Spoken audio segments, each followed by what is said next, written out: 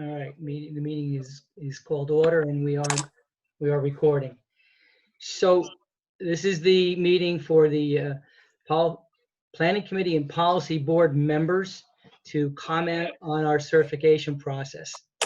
We'll go with the agenda right now, and that first thing on the agenda is to kind of go around and introduce ourselves very quickly. So I'll start. My name is Mike Franchini. I'm the Executive Director of CDTC. I guess I'm next. Liz Cormos from the Village of Ballston Spa. Bradley Burge with the City of Saratoga Springs. Just go ahead when you have the chance. Adam Yagelski, Town of East Greenbush, Director of Planning and Zoning. Tom Warner, Policy Board, representing Saratoga County. Greg Witzer, DOT, Region 1. Bob couldn't make it. There's another COVID meeting, reopening plan discussion. So Bob sends his best. Thank you. Glenn Posca, CDTC. Chris O'Neill, CDTC.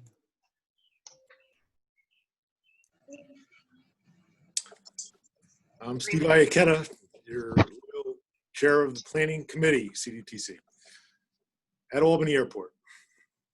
And this is Rima Shamia from CDTC. Teresa LaSalle, CDTC. Good morning, Andrew Tracy, CDTC.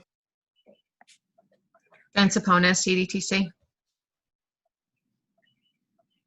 Sandy Mislitz, CDTC, accompanied by Elsa. Hi, Chris Bauer, CDTC. Jordan Solano Reed, CDTC. How about our federal partners? Good morning, Rochelle Gossman, FTA. Hey, Rochelle.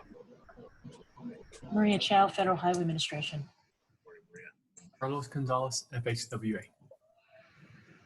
Very good, very good. I think we got everybody. That's 20 people on my list.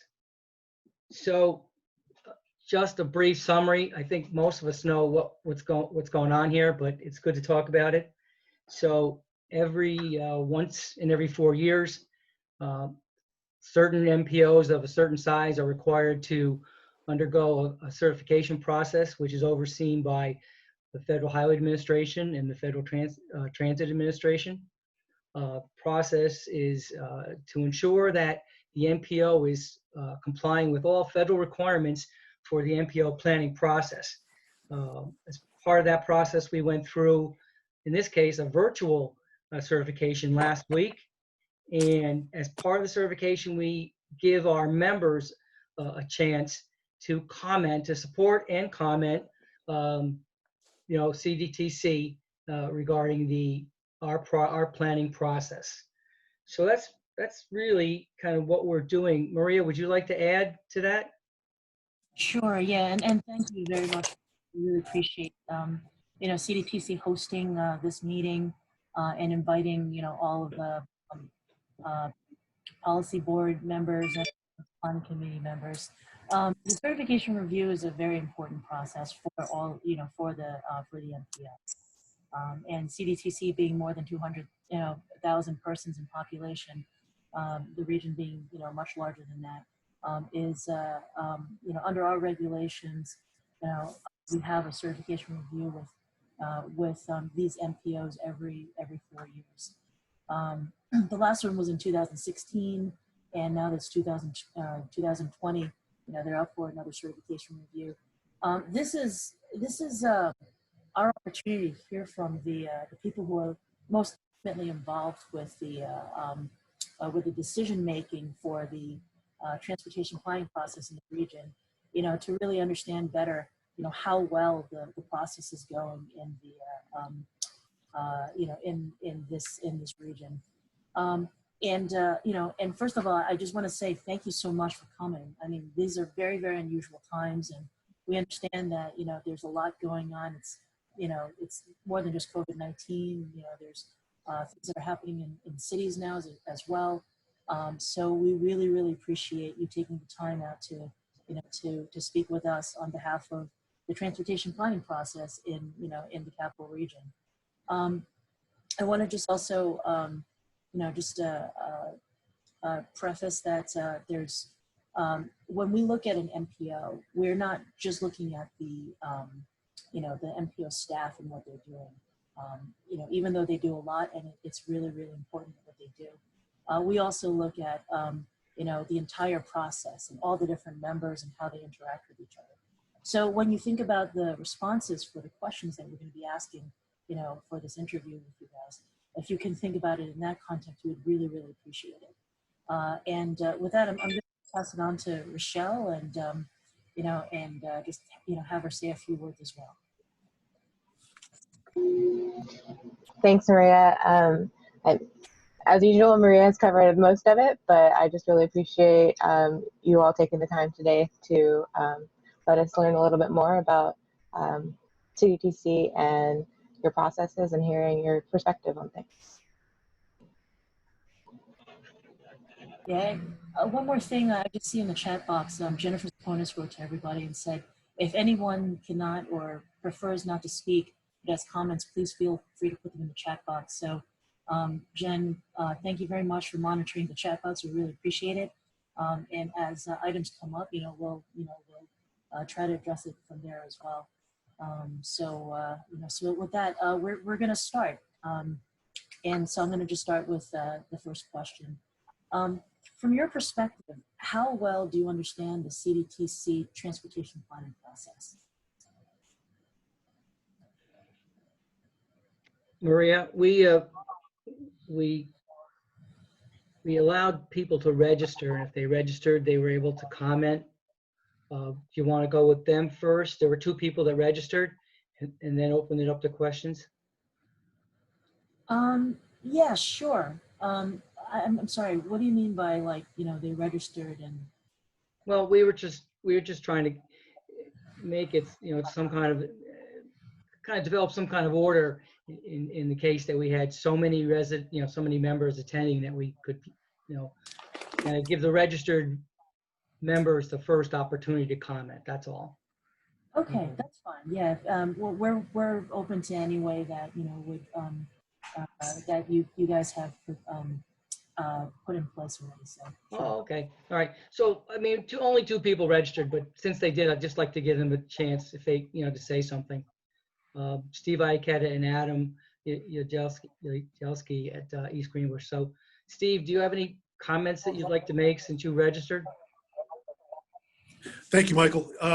Just very briefly, as a quick summary overview, our last interview with Maria and Rochelle was done by voice. It's nice to have the video Zoom now, so thank you for the new technology, and thank you for your assist, Sandy.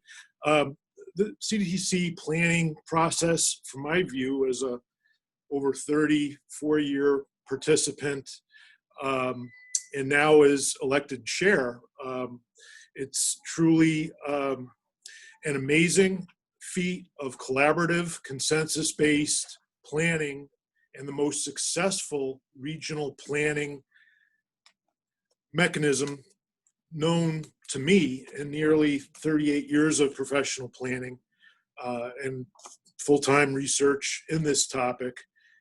So I just want to share the high altitude overview from here at Albany International Airport. It's truly an honor and a privilege to serve. Thanks, Michael.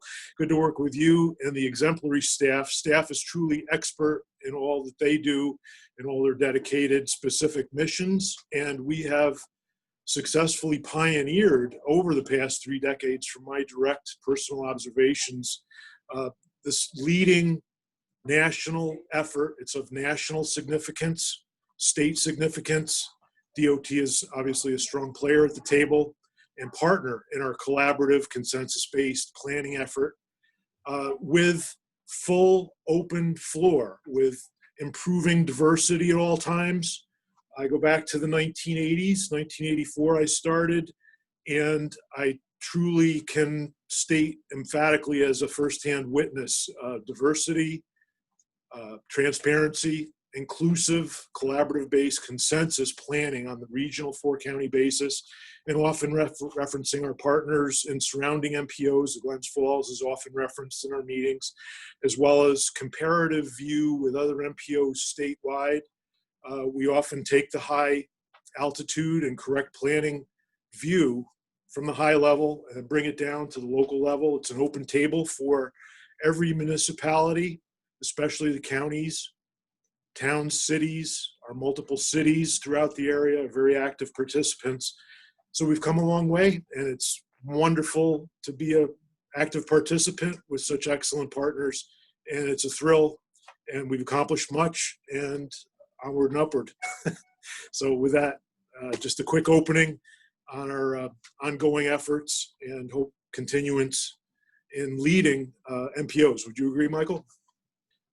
Yes, yes, Steve. Thank you very much for those comments and support and all your support. Thank you. Steve is a very active chair. He rarely, I can't remember when you've ever missed a meeting, Steve. You have a great record of attendance, and we Not really, perfect. really appreciate it. Thank you. The only other member that registered was Adam. So Adam, do you have something you'd like to say? Yeah, thanks, thanks, Mike, and thanks everybody. Maria and Rochelle and Carlos, I did provide some comments on the SurveyMonkey, survey form, directly addressing those questions. I have to pop off here in about 4 or 5 minutes. So thanks, Mike, for, letting me speak early. I wanted to emphasize, a couple of things. I think one is the multimodal focus, as kind of a developing suburban town. East Greenbush is now in the process of retrofitting some of its infrastructure with, sidewalks and other accommodations. And CDTC has provided a forum for us to, to address those needs. We have several projects that that we've been able to advance in different ways under working in partnership with CDTC. And so they provide strategies and tools for that. I think another valuable thing is the planning committee meetings, and I've not attended a policy board meeting. Those meetings serve as a valuable, I think, as Steve indicated, a valuable forum for discussion of regional issues. It's very seldom that you get that many players from all different levels of government who have a lot to say and a lot of influence in the region and the infrastructure together around a table. And I think CDTC does a really good job at bringing national issues also to the committee. And then also just the support for local planning. I mean, I work with CDTC staff pretty regularly and on just minor questions, submitting applications, getting more formal assistance. And so the Community Planner Forum we'll talk about that, I guess, tomorrow. I see that too as a pretty valuable resource for for local planners. It's not always easy to pick your head up when you're in the trenches. And I think, CDTC helps kind of knit a lot of our efforts together and provides a way for us to kind of bounce ideas off of each other and, be aware of what some of the other things folks are doing in the region. So like I said, I provided some written comments too, but I appreciate the opportunity to speak here in support of CDTC's work. Thank you, Adam. Thanks, Adam. Maria, we have four other members that are on the call right now. Would you mind? I mean, maybe we could just give them each some time to speak since they're in the meeting, and then we can go to the specific questions. Would that work? Sure, absolutely. Yeah, we could do that. Okay. Liz, you were on early. Do you have anything to say? Yeah, I'm one of the recent member of the planning committee, and I think CDTC does an excellent job. I mean, the fact that a small village can participate, sit around the table with DOT and CDTA and all the other initials is terrific, and have a little input. But we just started our linkage grant, and the first meeting just went really well. The expertise that's available to a small village is invaluable. The fact that we could get a planning process. I mean, the village of Ballston Spa hasn't done an update of their comprehensive plan in 25 years. There would be no planning without CDTC. Really, there wouldn't be. We couldn't afford it. We couldn't do much of anything. So particularly for the small places, the services, the expertise is invaluable. And we really look forward to working with Jacob and Jordan on our project. I think it'll be a game changer for the village to do this project, get things going. I can't, the only criticism, or not criticism, but recommendation is to, on the grants, is to lower the match, or allow in-kind services or something to make it a little bit more accessible to, cash-strapped municipalities. That would be my only recommendation. Thank you. Thank you, Liz. Tom Warner, you've been a member for a long time. Do you have anything to say? Well, currently I'm a member of the Policy Board, but in going back a few years ago, I was much more involved in the details with the programming and planning of projects, and overall, I can't think of a greater relationship that we've had over the years in getting needed projects and improvements going. I think the transit program achievements have been outstanding, certainly with this announcement this past week of the what was it, $63 million for the Western Avenue BRT line. Terrific. Kudos to everyone. I guess, and I'm glad to see that Ballston Spa's got a linkage project. That's very warming to me. But I think one of the opportunities that I would hope that we can deal with in the future is, how do we reach the more rural communities of the CDTC geographic area? I mean, if you look at a map of where all the TIP projects are and linkage studies and that type of thing, there are many communities that there's no color on the map. They're not participating in. And how do we reach out? And I know, and I realize they don't have professional staff. They may not necessarily have funds that even entertain matching requirements for studies and projects. And on the other hand, they may not even know of the existence of CDTC. They may not have heard of it. And I think that's a challenge, certainly up in Saratoga County, which I'm representing, up in the northern parts of it.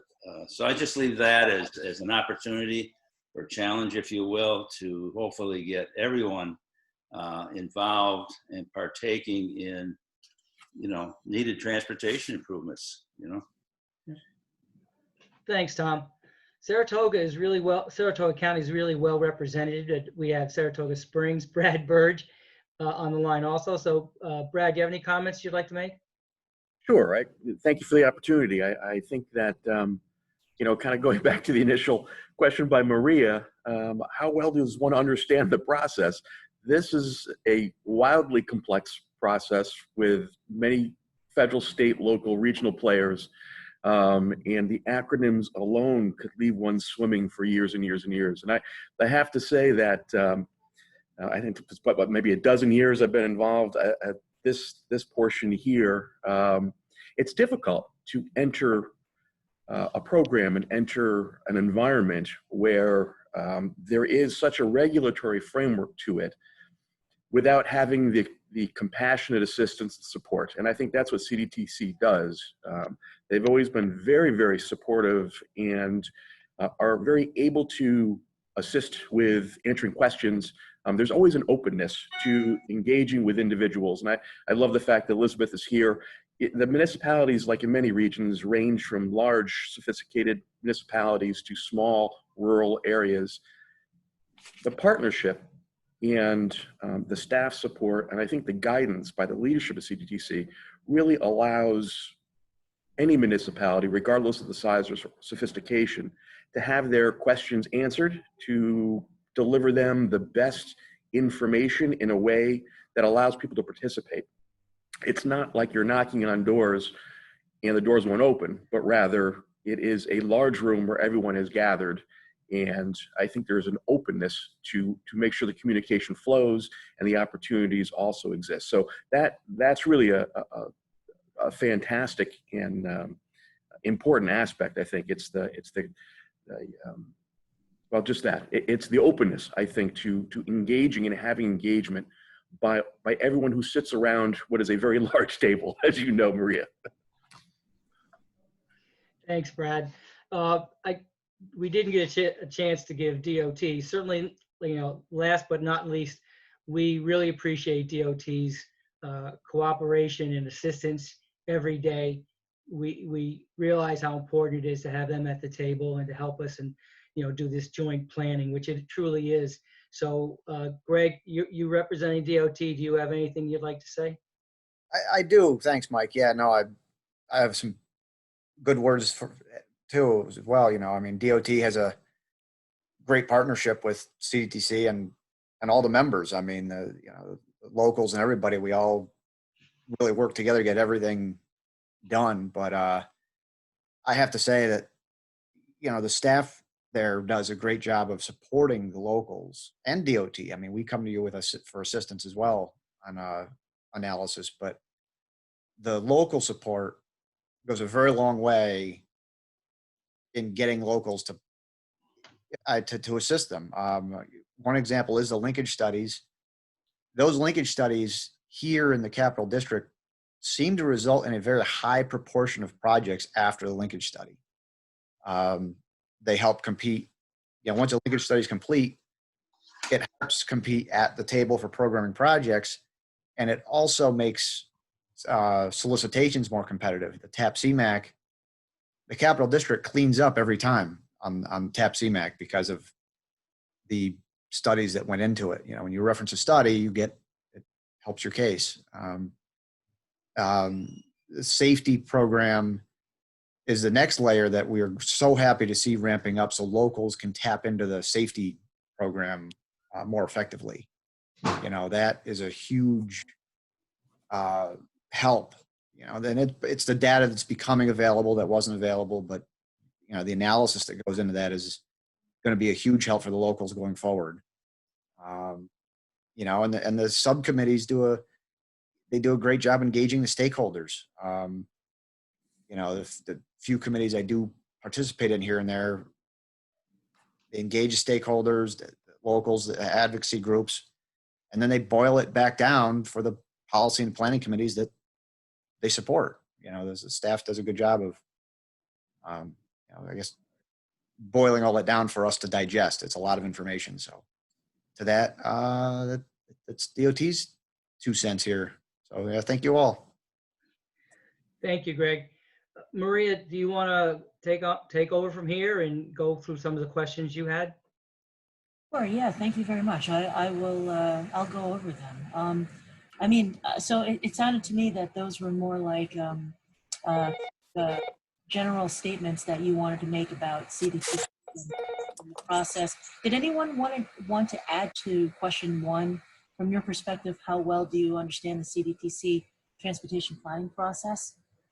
We can probably go over this really quickly if you all want to respond, and if you feel like you already respond, then we can move on to the second question. I guess I can start. I mean, he understands it very well, and yeah, I mean, we really do. It's clear, and they do a good job of being the gatekeeper on the rules that we all have to abide by on the MPO and federal process. So, thank you, Greg.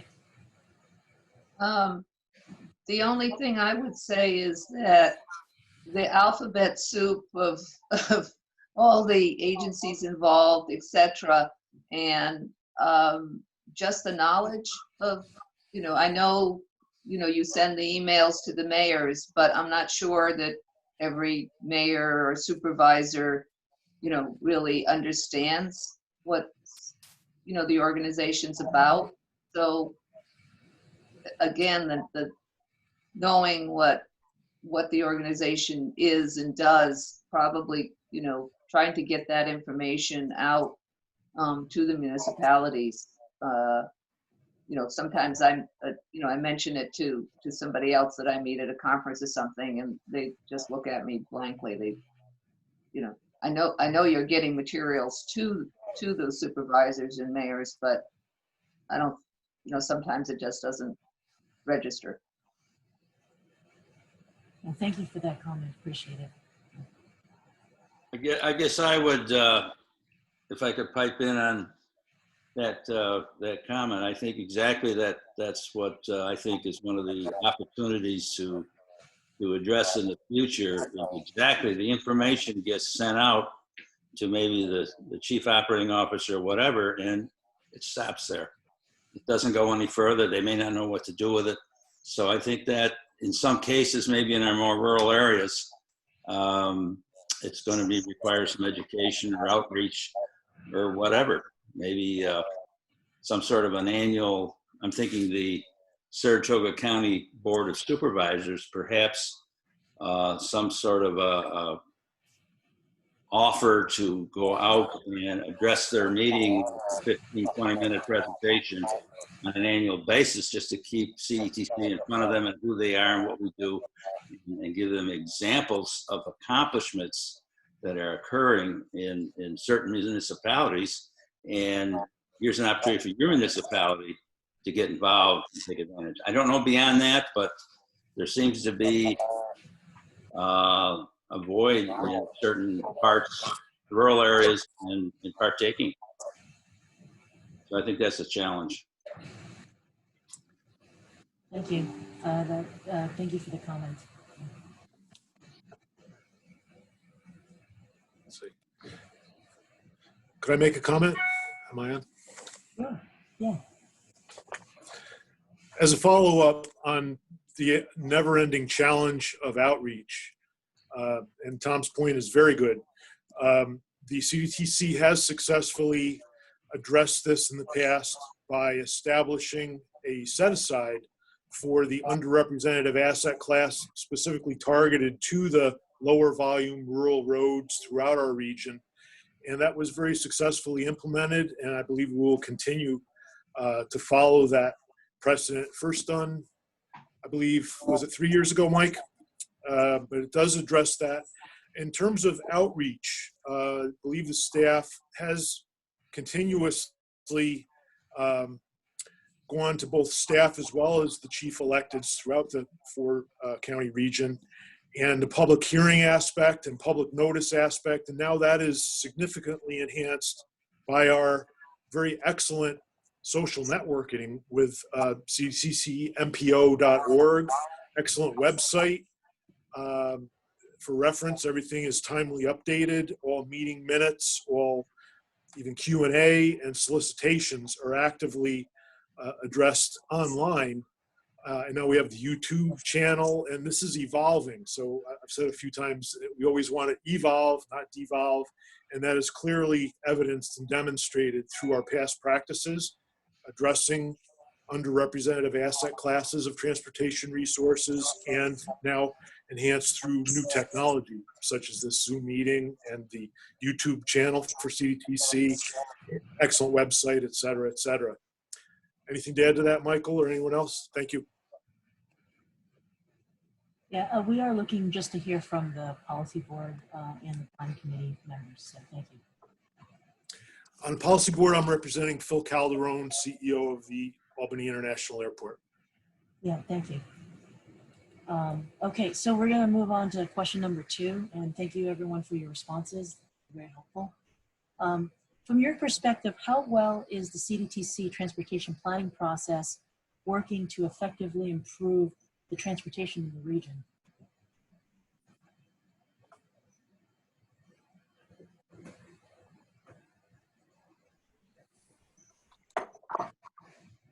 if I can begin, magnificently, if that's perhaps not too light of a word to use for this.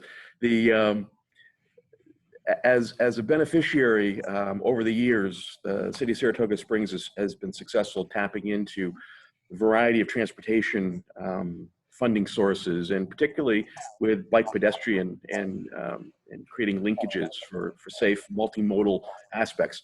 It's been wonderful. That type of funding is not available and does not get produced at the local level.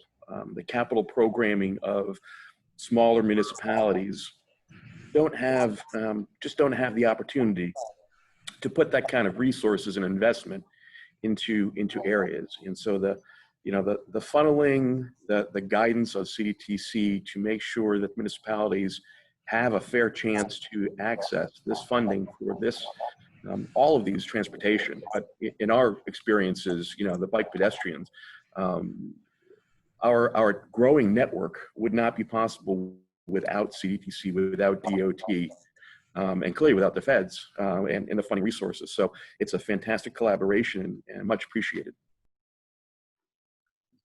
Thank you, Bradley.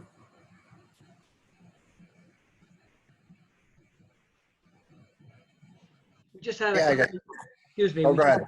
We just had a few people join the meeting, or I think Tim Wainwright from Thruway is connecting right now. A telephone number just joined us, 518-436-2700. Could we ask who that is? Yeah, that's Tim Wainwright from the Thruway. Oh, okay, Tim, thank you. You're welcome. Sorry for being late. No problem. We appreciate you joining us, Tim. This is Maria Chow from Federal Highway Administration. I'm with Rochelle Gosman from Federal Transit Administration.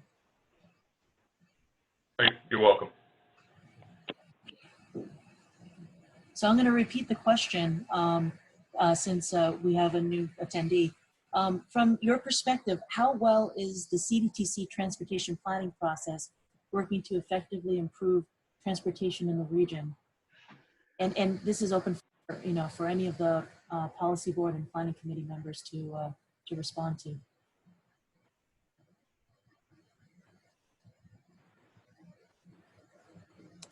There it is.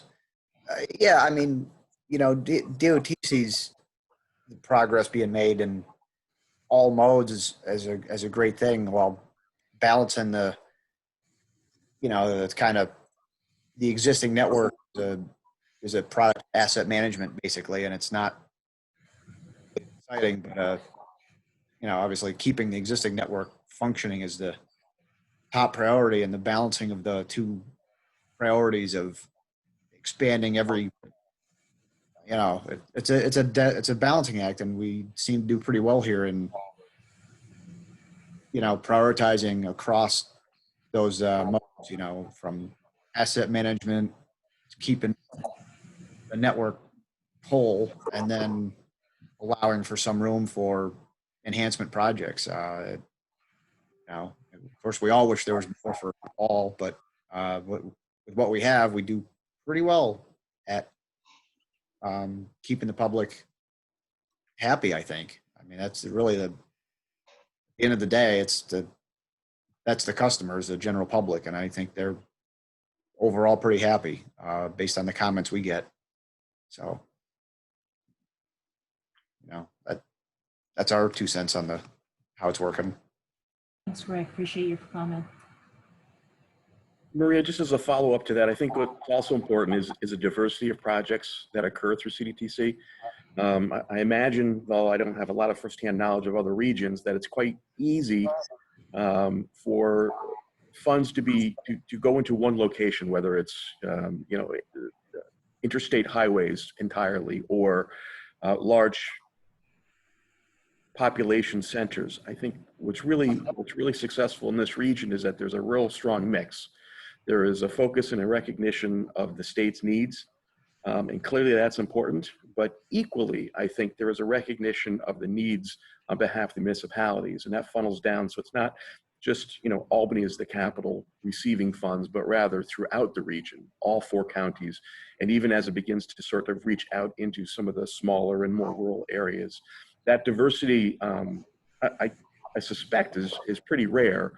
But it's crucial, I think, to maintaining the municipalities and their engagement as we move forward through the years. Thank you.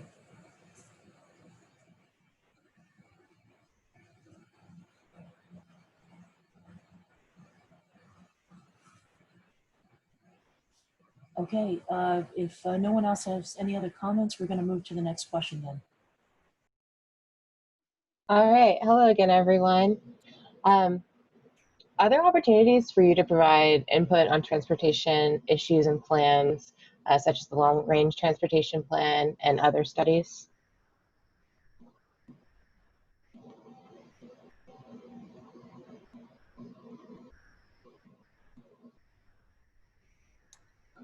I guess, Brad, you were about to speak? Go ahead. Oh, no, I was going to say yes to that question. Yeah, we do have opportunities to input. It's wonderful. Yeah, I would agree for me personally also, but having knowledge and been associated with CDTC for some time, it's obviously a big yes. And I think that CDTC has a very well-designed website. All the products are there and easily accessible. And I certainly think that there's ample opportunity for people to get in and make comments and participate. For those who have the know-how and the existence and accessibility to computers, obviously, to get into the website, I think that exists in a big way.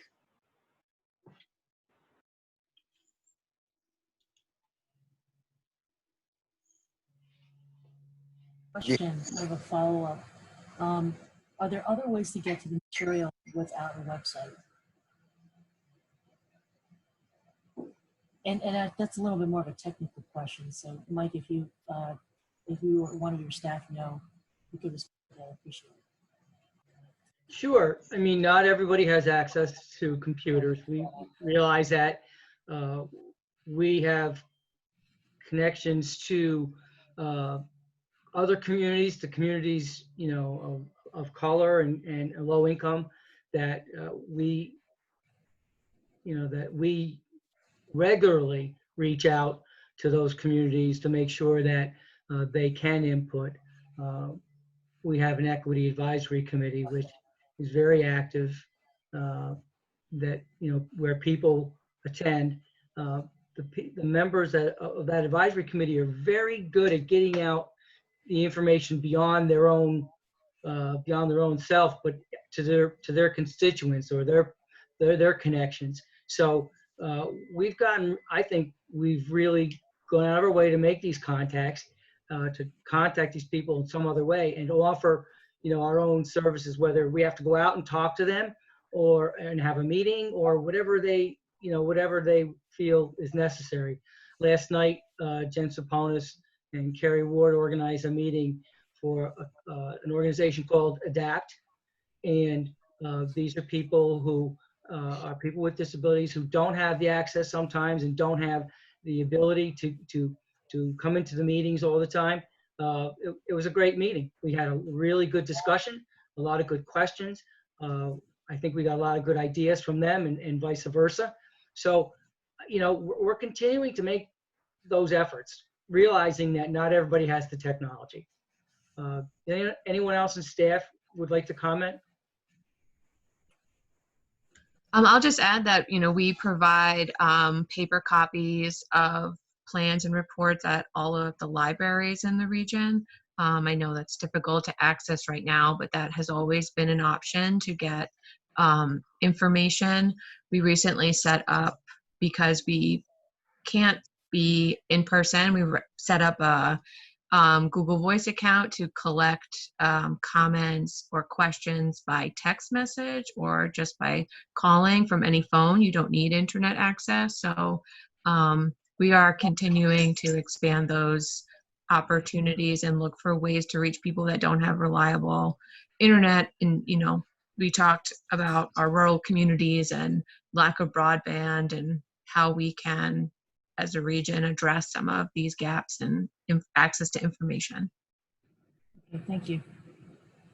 Before we go on, I just want to recognize that Patrick Jordan just joined the meeting from the Port of Albany. Thank you, Patrick. Thanks, Mike. Mike, I just want to add a little bit at the project level, you know, for instance, our sidewalk inventory, something that was a GIS-based inventory, but we know that a lot of the smaller communities and a lot of the rural communities don't have GIS in-house. You know, some don't even have a consultant that has GIS.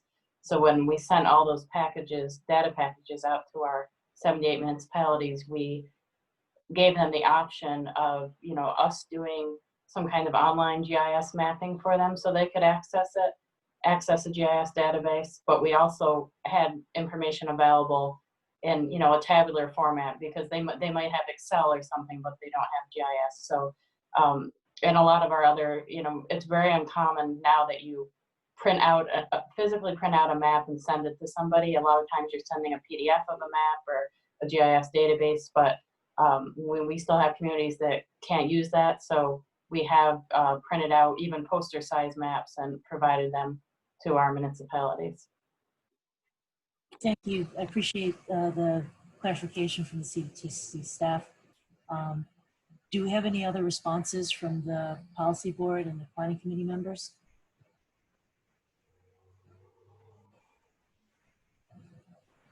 I don't have too much.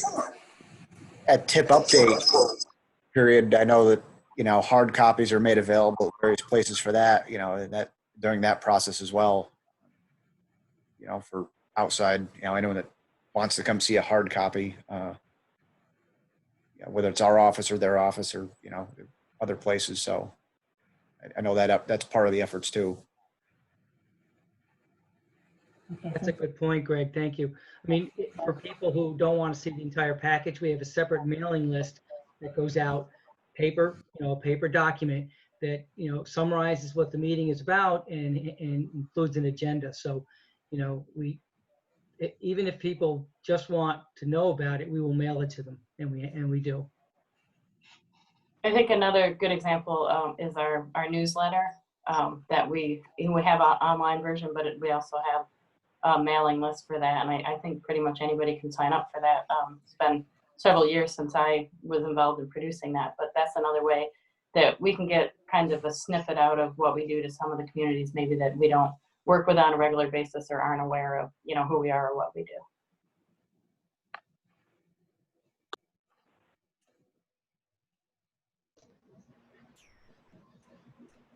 All right, thank you very much. The next question is very, oh, go ahead. Oh, I was just one thought is how much does the public know who you are? I mean, the you know, mayors, supervisors, and so get your mailings and so on. I just wonder if there wasn't an opportunity for you to, you know, get your accomplishments out more to the public and thereby, you know, get it more broadly, because you have a lot of great stories and, you know, maybe more with the press or Facebook or something. Just a thought.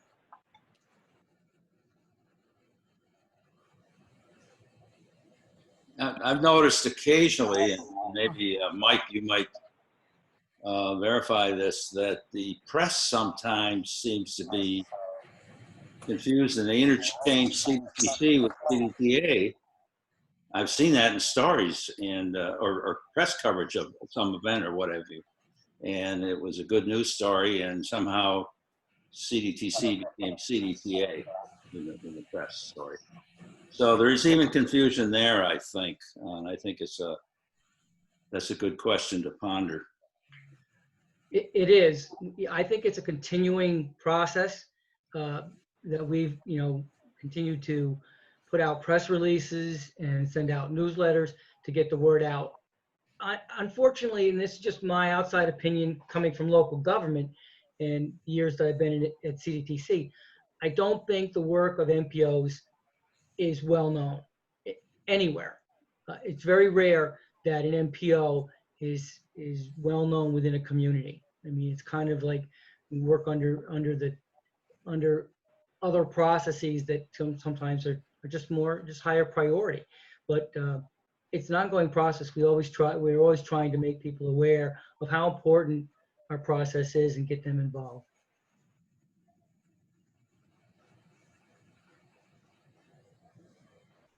Thank you all for that. The next question is very similar, but I wanted to know from the perspective of the policy board and planning committees, are there opportunities for people of all ages, abilities, incomes, and races to provide input in the transportation planning process?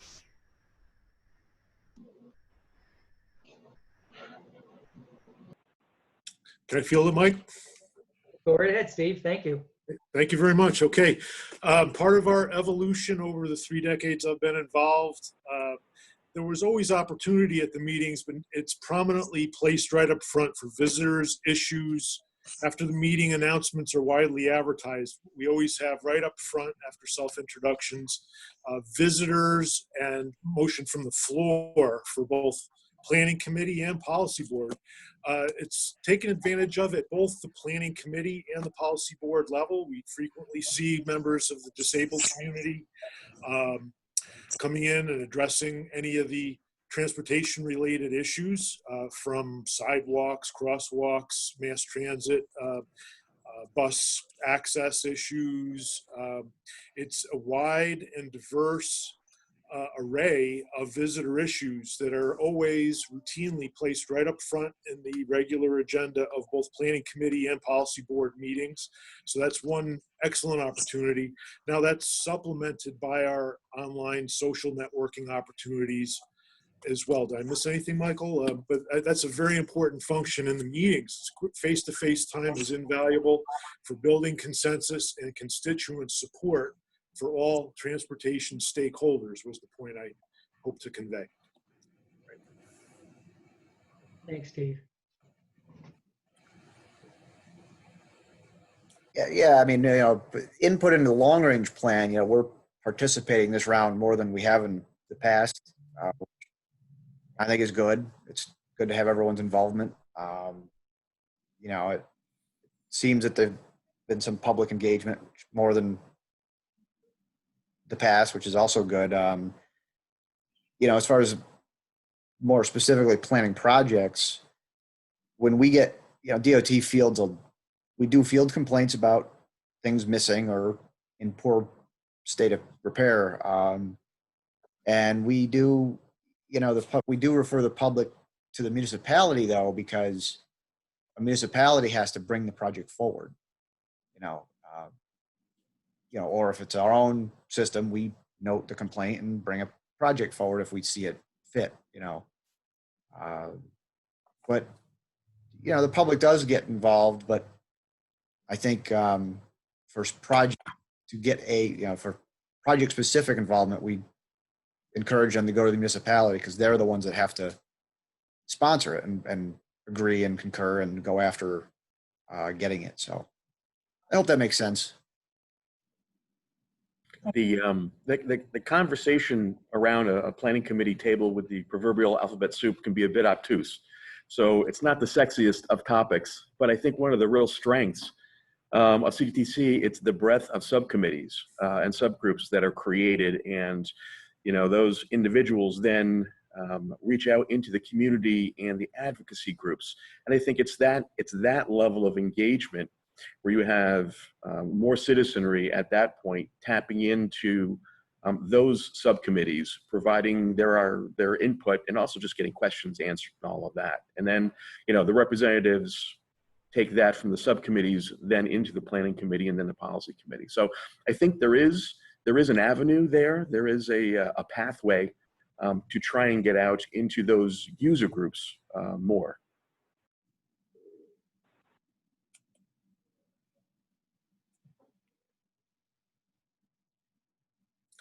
As planning chair, I always try to remember the layperson's view and the new professional's view, because I clearly remember the 1980s and the alphabet soup could be intimidating. So try to inject some levity and some humor in our meetings, keep it at a very human scale, local level, basic understanding, and just decipher not only the alphabet soup of acronyms, but the flavors of funding, the different pools of funding, and boil it down to common sense layperson's language in our meetings. That's part of our challenge, but I think we do that to an extent to keep it human and keep the meetings enjoyable and functional to a maximum and efficient level. So anyway, just a view from the planning chair. Thank you.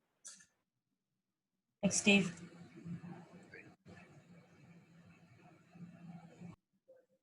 Anyone else? Just as a follow-up, you all mentioned the Equity Advisory Committee. Do you all know how members of those committees are selected?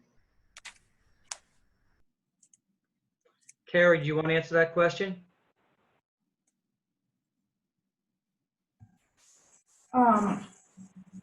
I can, but Rochelle, were you asking specifically if the Planning Committee and Policy Board members know the answer to that question? Yeah, I kind of was, Carrie. Thank you.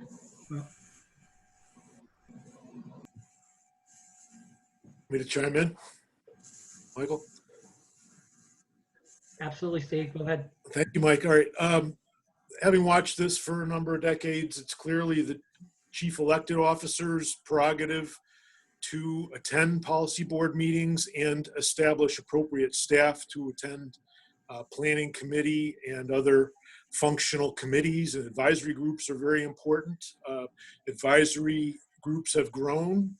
We've established a number of clean communities, the ADA, disabled access, a number of any area that has stakeholders needing to be addressed. We have appropriate staff and appointed staff by the chief elected officer, or in my case, CEO of the Airport Authority, CEO of the Port Authority of Albany were added back in the mid-1980s.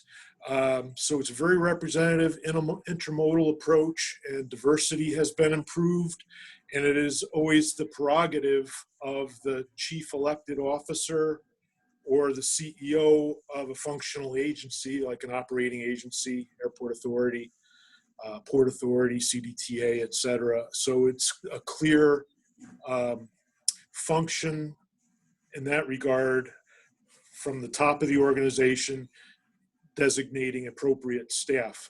To the CDTC's credit, elected officers have taken a more active role in recent years, I believe, with active chairmanship by Mayor Sheehan.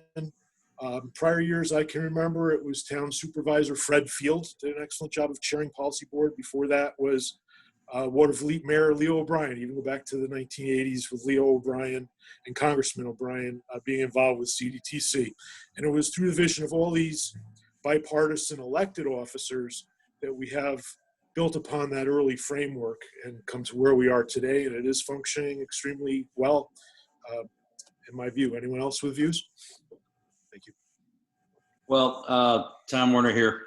I guess as a policy board member, I'm not specifically clear on how membership to the advisory committees happens. I just thought it was having knowledge of it, volunteering. I don't know if there's a specific outreach to professionals in a particular area, whether it's safety and security or operations or the various committees. How that happens, I don't know. Maybe, but I do think there's good representation, and I really applaud that as a way for CDTC to certainly to extend its opportunity for input, and that should be encouraged. I don't know how the actual process works for designating members or inviting members. So I guess I need to be enlightened on that aspect. I neglected to mention the important task force. The freight task force has had a key role dovetailing with the state freight transportation plan. Tom, it could be just an expression of staff interest or citizen interest even, and the CDTC has, from my view, adopted an all-inclusive stakeholder approach. If there is an active stakeholder, maybe regardless of their appointed position or elected status, especially at the advisory level, they have an opportunity for full participation at the CDTC level. I mean, that there may be minor constraints I don't know about, but I'm truly not aware of that. It's an open stakeholder forum. Well, that was my understanding. That was my understanding. Thank you. Yeah, it's an open stakeholder forum. You're right. You're right.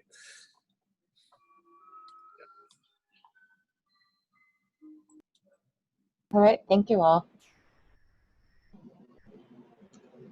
If there are no other responses, we can move on to the next question. Thank you, Rochelle. So the next question is a little bit more open-ended. Basically, what are some things that work well in this transportation planning process? I know you guys already mentioned a lot, so if there's anything else that you guys could think of, we'd like to hear from you. I think that the deliberative process around the table is quite special. There is an openness to differences of opinion. There is a strong respect given to each of the members. And if there are questions and concerns or, obviously unhappy individuals, time, often great time, is taken to make sure that the topics are understood and that everyone has an opportunity to provide their input. And I think the input is well received among all of the many members. So I think, the respect within that engagement is critical. Thank you. Hi, this is Tim Wainwright from the New York State Thruway Authority. I know for me, I've only been on the committee, planning committee, for a few years, but it's really been a great opportunity for me. With us mainly being an interstate, we run through a lot of the municipalities, and the other ones that we don't run through are certainly affected by us. And this has given me an opportunity to meet a lot of those people in those municipalities and learn more about the communities, have a better understanding of their perspective. So I've learned a lot by attending the meetings, and I want to give a lot of credit to Steve and Mike. I find that they do a great job leading the planning committee. I found it to be an inclusive environment that they've created that has resulted in a lot of collaboration. Thank you, Tim.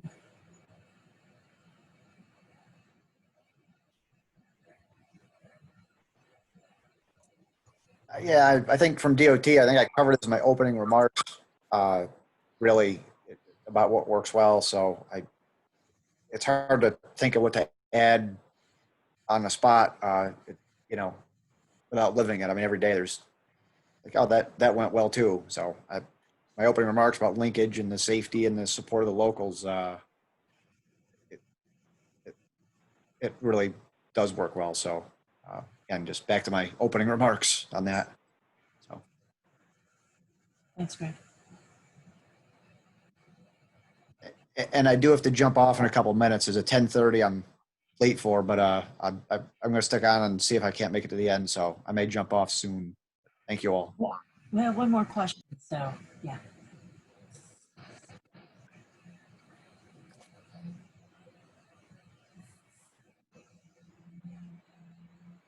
All right, well, just to add to the conversation, and you can still add, as you think of things that might work well. On the flip side, we're also asking, what areas do you all, as members of the Planning Committee and Policy Board, think that could be improved about the process?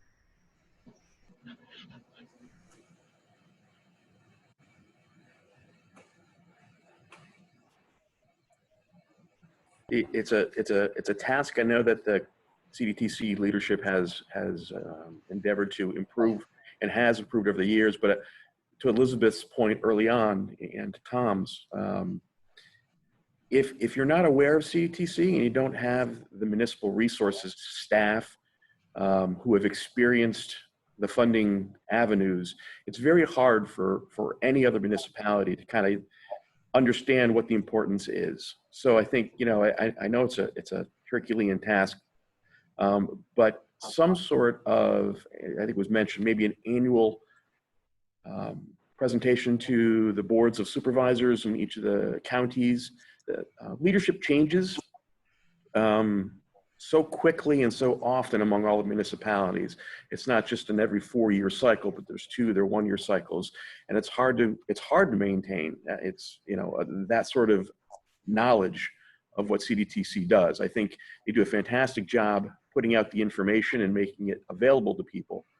But you know, it's always the trick, and the difficult is to find out who's the right person to speak to in each of the communities, and then to say, okay, how can we help you? And I know Mike, and I know that the staff works very, very hard to do that. It's just a very difficult task, and I think they do very well. But I think that's always, you know, where we have to look. How do we have greater visibility and greater outreach into all the municipalities?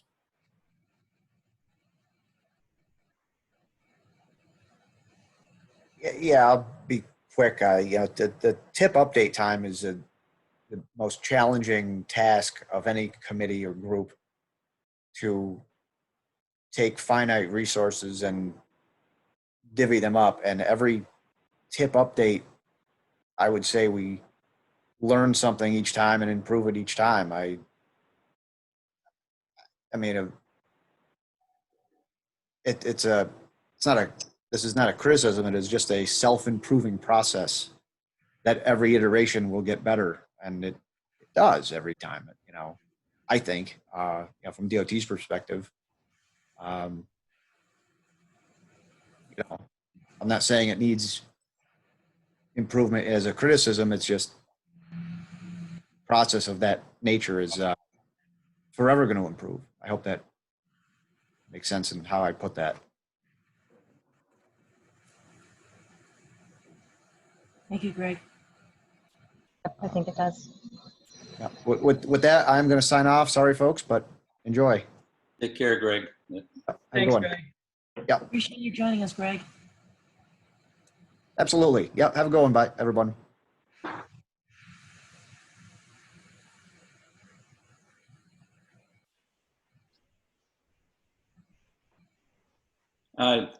Let me add another opportunity, if I could. Having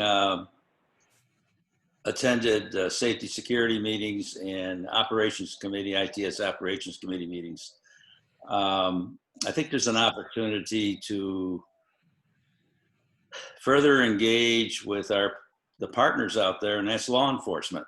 Especially now, CDTC has a very big initiative with regard to high exit locations. A lot of these are occurring in rural roads. And I think it's really essential to get the input and perspective of the law enforcement community in those particular areas.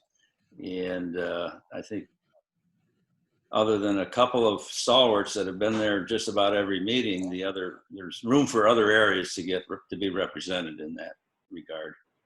And so I guess we need to somehow recruit and get those folks involved, the law enforcement perspective. Thank you.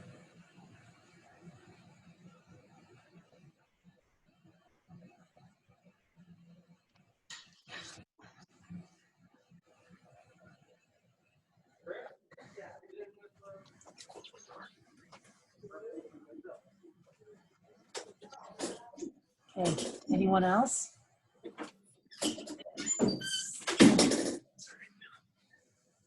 Okay. All right, I'm back.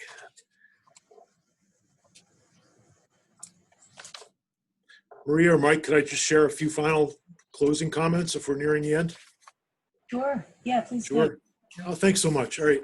Just wanted to get 2 key words out as this great organization has been evolving, as I tried to highlight previous, and we're facing unprecedented challenges. So in that context, I'd like to commend everyone for their flexibility, adaptability, and close with 2 key words for optimal regional planning as our guidance. It's never-ending challenges and opportunities continuing, but the 2 key words to guide us to the near-term future, and especially with the new unprecedented challenges of a pandemic and economic and social challenges relating to that, And those two key words, resilience and sustainability, need to be our focus as a group based on consensus. Resilience and sustainability in all regards. And I think we are making some successful small strides toward that. And we will continue that going to the future. So I just wanted to get those two keywords out, resilience and sustainability for regional planning, especially in our transportation mode affecting all aspects of our society. So thank you for this opportunity. The Zoom meeting seems to be working well here. Thank you. Thank you for your leadership. Yeah, thanks, Steve. Thank you. Thank you, Liz. Okay, so if no one else has any other comments, we want to thank you for participating in this group interview. We really appreciate your comments. If you would like to reach out to either me or Michelle at any time, provide us any further comments, or if you just have any questions, we're always available for you guys. We are the representatives for CDTC, and we have our contact information made available to you. So thank you very much. Thank you all very much. Thank you. Thank you all. Thank you, Michelle. Thank you. All right. Thank you. Yeah, and thanks Mike Franchini once again for setting this up. We really appreciate your assistance in this. Your staff has been really, really helpful throughout this whole process. Given all the changes that we've had to make, we really appreciate all that you've done. So, Yep. Thank you. okay. That's it. All All right. Bye, everybody. Have a good day. Bye. Thanks, Michael. Bye. See you at 3. Yeah. See you this afternoon. Thank you. Yep. Take care. All right, here we go.